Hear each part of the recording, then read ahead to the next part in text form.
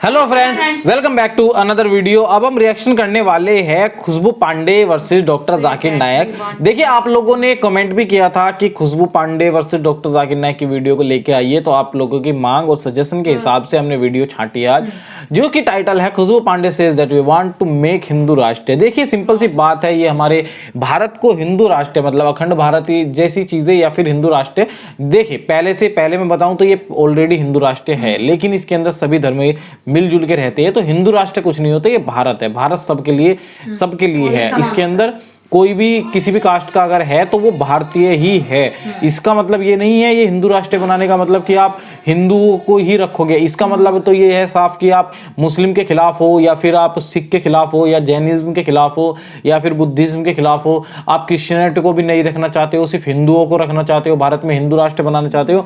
तो यहाँ पे मुझे खुशबू पांडे जी थोड़ी सी गलत लगती है कि अखंड भारत क्या होता है। अखंड भारत ये नहीं है कि सिर्फ इसके अंदर हिंदू हिंदू रहे, ये है कि सभी जो हमारे भाई है, बहनें हैं, हमारी सभी जो रिलेटिव्स है, जो और धर्मों के हमारे भाई बहन हैं, वो सब मिलजुल के रह सके। तो हिंदू राष्ट्र उसी को हम कहना प्रेफर करेंगे। वीडियो के अंदर हम देखेंगे ये किस हिंदू राष्ट्र की बात कर रही है, मुस्लिम के खिलाफ क्या क्या बोलते हैं ये, क्योंकि ये बहुत ज्यादा वॉयलेंस और ज्यादा भड़काऊ भाषण बहुत ज्यादा होते हैं इनके। तो हम इस वीडियो के अंदर देखेंगे। उसके बाद डॉक्टर जाकिर नायक की क्या राय है इस वीडियो के ऊपर, तो वो भी देखेंगे। लाइक करना अगर पसंद आए तो कमेंट करके जरूर बताना आप खुशबू पांडे के बारे में क्या सोच रखते हो, शेयर कर देना वीडियो को। फिलहाल हम वीडियो को स्टार्ट करते हैं। आज अगर हम सनातनी सामने से आकर ये कह रहे हैं कि हाँ हमें हिंदू राष्ट्र चाहिए, तो इसका मतलब ये है कि हम हिंदू राष्ट्र लेकर ही रहेंगे। दूसरी और मुसलमानों को जगाने की बात कर रहे हो ना, उनके पास बहुत सी कंट्री हैं और ये देश अब जो चाहेगा वो होगा। ये देश कभी इस्लामिक कंट्री नहीं बन सकता है, इस बात को हमेशा याद रखिएगा। जब भी बनेगा भगवामई, लेकिन यदि उसके अलावा कोई ऐसा धर्म रहा जिसमें ये लिखा हो कि काफिरों को मारो, वो हमारे देश में कभी राज नहीं कर सकता और ना ही उसे मानने की इजाज़त देनी चाहिए। हमारा ये भारतवर्ष कभी हिंदू मुसलमान की भाईचारा की वजह से नहीं जाना गया है, हमेशा ऋषि मुनियों की वजह से, साधु संतों की वजह से, तप की वजह से, उनकी तपस्या की वजह से जाना गया है।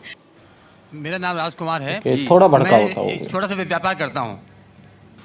मैंने कई बार कुरान पढ़ी है, तो उसमें जिस आयत का आपने जिक्र किया है उसमें आपने आधी आयत जिक्र किया है, काफिरों को मारो वाली आयत बहुत फेमस है। आज हम देखते हैं काफिरों की, जो गैर मुसलमान को मारो, साथ में घात लगा मारो, और जब तक वो नमाज कायम करें, ज़कात दें, तब उनको छोड़ दो, अर्थात मुसलमान बन जाएं तब छोड़ दो। और दूसरी बात ये थी कि 6551 की नंबर उसमें है, इसमें लिखा है कि ऐ मुसलमानों, तुम ईसाइयों यहूदियों को अपना दोस्त मत बनाओ, अगर जो दोस्त बनाएगा वो उनमें से हो जाएगा। ये बात इंसानियत के खिलाफ मैं महसूस करता हूँ।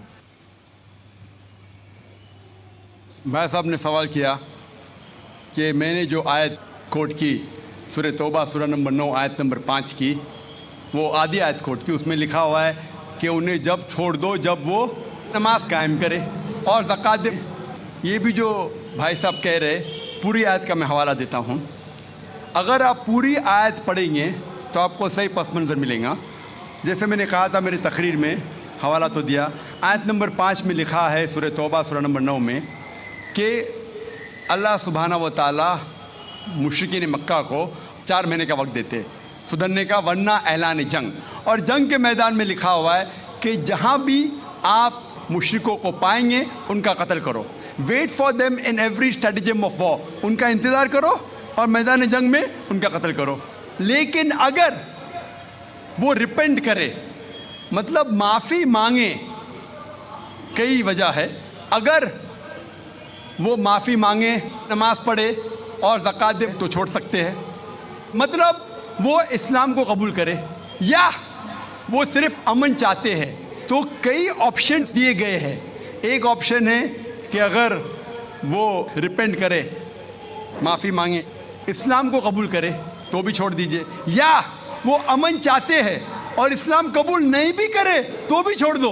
आगे आयत में लिखा, आयत नंबर 6 में, आयत नंबर 6 भी उसके साथ है ना, कि अगर वो अमन चाहते हैं तो उनको हिफाजत से ऐसी जगह पर ले जाओ जहाँ के वो महफूज है। तो बहुत से ऑप्शंस दिए गए हैं। लेकिन अगर वो आपसे झगड़ा करना चाहते हैं मैदान जंग में तो उनका कत्ल करो। अगर झगड़ा करना चाहते हैं तो कत्ल करो, अगर झगड़ा करना नहीं चाहते हैं, बोलते अमन चाहते तो छोड़ दो। अगर वो माफी मांगते, इस्लाम कबूल करते, फिर भी छोड़ दो।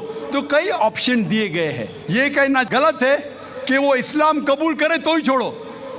कई आयतें आपको कॉन्टेक्स्ट में पढ़ना चाहिए। फिर से आप सिर्फ एक पार्ट ऑफ द वर्स निकालेंगे और कोट करेंगे, लोग को फिर से गलत फहमी होती है। तो ये सही जवाब है कि बहुत से ऑप्शन दिए गए हैं। और कई जगह सूरह अनफाल में भी लिखा है कि अगर वो अमन चाहते हैं तो अमन बेहतर है। उसमें ये नहीं लिखा है कि इस्लाम कबूल करना उनके लिए ज़रूरी है। कर सकते हैं अगर वो इस्लाम को पसंद करते हैं। कुरान में लिखा है सूरह बकरा में सूरा नंबर 2 आयत नंबर 256 में 256, ला इक्राह फिद्दीन, इस्लाम में ज़बरदस्ती नहीं है। There is no compulsion religion, truth stands out clear from error. हक बातिल से अलग है। हक, truth is clear from error. जो हक की बात है वो गलत बात से अलहदा है। हमें हक पेश करना चाहिए। अगर वो कबूल करे तो अच्छी बात है, नहीं कबूल करे तो भी कोई बात नहीं। और कई ऐसे आयतें हैं कुरान की, सूरह काफिरून भी है सूरा नंबर 109, जिसमें लिखा गया है कि कह दो काफिरों से जो लोग इस्लाम को झुठलाते हैं, हम वो चीज़ की इबादत नहीं करेंगे जो आप करते हैं या जो आप चाहते हैं, ना आप उनकी इबादत करते हैं जिसको हम मानते हैं, ना हम आप जिसे कहते हैं उसकी इबादत करेंगे, ना आप करेंगे हम जिसे कहते हैं। लकुम दीनुकुम वलियद्दीन, आपके लिए आपका दीन, हमारे लिए हमारा दीन। तो हमारा फ़र्ज़ है कि सच्चाई लोगों तक पहुँचाओ। पहुँचाने के बाद अगर वो मानते हैं तो अल्हम्दुलिल्लाह, अच्छी बात है। नहीं मानते तो भी अल्हम्दुलिल्लाह, तो भी कोई बात नहीं, हमको सवाब मिलेगा। हमें हक बात करने का सवाब मिलेगा, चाहे वो माने या ना माने। तो हमारा फ़र्ज़ है कि अच्छी बातें करे, चाहे इंसान माने या ना माने। तो ये कई आयतों में आप पढ़ेंगे और पस मंज़र में देखते हैं, कॉन्टेक्स्ट में देखते हैं, तो ये लिखा है। आप कुछ सेकंड क्वेश्चन पूछे थे, आपने कुछ और भी सवाल पूछे थे, आप ज़रा 6551 नंबर जी 6551 आयत नंबर दिया था, उसका आपने जिक्र नहीं किया। 6551 क्या 6551 जिसमें लिखा हुआ है कि ए ईमान लाने वालों, तुम ईसाइयों या यहूदियों को अपना दोस्त मत बनाओ। भाई साहब ने सवाल, ये आयत सीमित है या असीमित है? क्या ईसाइयों और यहूदियों को अपना दोस्त मत बनाओ, ये कौन सी आयत? 6551। लेकिन कुरान में लिखा हुआ है सूरह अल इमरान में सूरा नंबर 3 में 2 जगह लिखा है कि ये जो तर्जुमा कर रहे हैं कि यहूद और ईसाई को अपना दोस्त मत बनाओ, ये तर्जुमा सही नहीं है। सही तर्जुमा है कि do not make Christians and Jews your protectors in preference to believers. अगर आपके पास चॉइस है ईमान वालों के साथ और क्रिश्चियन और यहूद के साथ फॉर प्रोटेक्शन के लिए, जो लफ्ज़ तर्जुमा है दोस्त, friend is not a correct translation. It should be do not approach them for protection, मतलब अपने आप को प्रोटेक्ट करने के लिए बनिस्बत मोमिन मुसलमान के बदले यहूद और क्रिश्चियन की तरफ मत जाओ, ये लिखा है। उसका मतलब ये नहीं कि उनसे दोस्ती मत रखो, क्योंकि कई जगह कुरान में और आयतें आते, मिसाल के तौर पे कुरान मजीद में सूरह मुम्तहिना सूरा नंबर 60 आयत नंबर 8 में लिखा है कि Allah forbids you not from being just towards those काफिर, those non Muslims who do not fight your faith not drive you out of your home. Allah सुब्हाना व तआला आपको जस्ट रहने से मना नहीं करता उन गैर मुसलमानों के साथ जो आपके मज़हब के खिलाफ लड़ते नहीं और आपको अपने घर के बाहर निकालते नहीं। और उसके आगे लिखा है, लेकिन जो गैर मुस्लिम, जो काफिर आपको आपके मज़हब के लिए लड़ते हैं, आपको अपने घर से निकालते हैं, तो उनके पास मत जाओ प्रोटेक्शन के लिए, हिफाजत के लिए।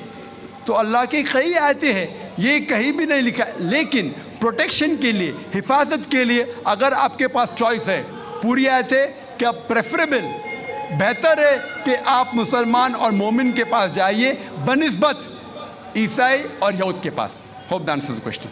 तो दोस्तों देखो, आप लोगों ने इस वीडियो के अंदर एक तो जो इसके अंदर ये अखंड भारत और जो काफिरों की बात लिखी हुई है, ये देखिए खुशबू पांडे जो है उन्होंने थोड़ा सा इस तरह की सी आपने उसके ज्यादातर वीडियोस में देखा होगा कि भड़काऊ भाषण थोड़ा सा रहता है कि मुसलमान के लिए बहुत सारे कंट्री है और वो छोड़ के चले जाए, यहाँ पे सिर्फ हिंदुओं के लिए जगह है, इस तरह की चीजें इसके अंदर कही है। और ये भी कहा है कि काफिरों को मारो, घात लगा के मारो, ये सारी चीजें। लेकिन ये वीडियो के अंदर हमने जब भी ये काफिरों को मारने वाली बात आई है, डॉक्टर जाकिर नायक ने इसका पूरा जवाब दिया और अच्छे जवाब दिया है कि उसके अंदर वो जंग के मैदान में है। इस तरीके से भाई सिंपल चीज़ है, अगर आपके किसी से लड़ाई है तो वो आपके लिए दुश्मन है, दुश्मनों को आप मारोगे ही जंग में। तो ये चीज़ें आप वीडियो के अंदर नोटिस कर सकते हो। और जो डॉक्टर जाकिर नायक ने काफिरों के बारे में कहा है और दोस्त बनाने के लिए कहा है, देखिए हमारे भी हिंदू होकर हमारे मुस्लिम दोस्त है बहुत सारे, और भी ऐसी बात नहीं है मुस्लिम के, मैं बता रहा हूँ जैनिज्म दोस्त होते हैं, क्रिश्चियन भी दोस्त होते हैं मुसलमानों के, बहुत सारे। इंसानियत देखिए, इंसानियत जब आती है सब कास्टवाद पीछे हो जाती है, अपने दोस्ती वगैरह सब होती है, कोई दिक्कत नहीं है। तो आप लोग भी यही चीजें अगर जहन में रखोगे तो बहुत अच्छा होगा। तो वीडियो बहुत अच्छी है, लाइक कर देना, आप कमेंट कर देना, शेयर कर देना, ज्यादा से ज्यादा शेयर कीजिए, सब्सक्राइब जरूर करें चैनल को। Thank you for watching this video. मिलता है आपसे इस तरह की नेक्स्ट वीडियो में, तब तक के लिए tata bye bye and take care friends.